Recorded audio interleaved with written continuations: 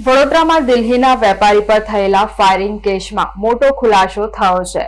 વેપારીની કારના ડેશના કેમેરામાં passion bike પર આવેલા બે શૂટરો કેદ થયા છે। સંસ્કારી નગરી વડોદરામાં ગત 26 જૂને ગાર્મેન્ટ વેપારી પર થયેલા ફાયરિંગ કેસમાં મોટો ખુલાસો થયો છે। વેપારીની કારના પાછળના ભાગમાં લાગેલા કેમેરામાં બાઇક પર આવતા બે ગમછાવાળા શૂટર કેદ થઈ ગયા છે। બાઇક ચલાવી રહેલા શૂટરે હેલ્મેટ પહેર્યું હતું, જ્યારે પાછળ બેઠેલા શૂટરે માસ્ક પહેર્યું હતું। વાઘોડિયા ચોકડીથી આગળ નીકળ્યા બાદ શૂટરોએ ફાયરિંગ કર્યું હતું। ફાયરિંગમાં ઈજાગ્રસ્ત વેપારીના શરીરમાંથી 72 કલાક બાદ ગોળી બહાર કઢાઈ છે। હૃદય અને ફેફસા વચ્ચેથી પસાર થઈ ગોળી પેટ સુધી પહોંચી હતી। પ્રાથમિક તપાસમાં રિવોલ્વરમાંથી ફાયરિંગ થયું હોવાની આશંકા છે। 72 કલાકમાં પોલીસે 1200 થી વધુ સીસીટીવી ફૂટેજ તપાસ્યા હતા। હુમલાખોરો કપુરાઈ તરફ ભાગ્યા હોવાની પોલીસની પ્રાથમિક માહિતી છે। શૂટરો સુધી પહોંચવા પોલીસની અલગ અલગ ટીમોની તપાસ તેજ કરવામાં આવી છે। 2023માં ફીજીમાં મેનેજર સાથે થયેલો ઝઘડો તપાસના કેન્દ્રમાં છે। જૂની અદાવત વડોદરા સુધી પહોંચી હોવાની દિશામાં પોલીસની તપાસ શરૂ છે। અદાવત અંગે હજુ સુધી કોઈ સત્તાવાર પુરાવા મળ્યા નથી। પોલીસ દ્વારા વધુ તપાસ કરવામાં આવી રહી છે।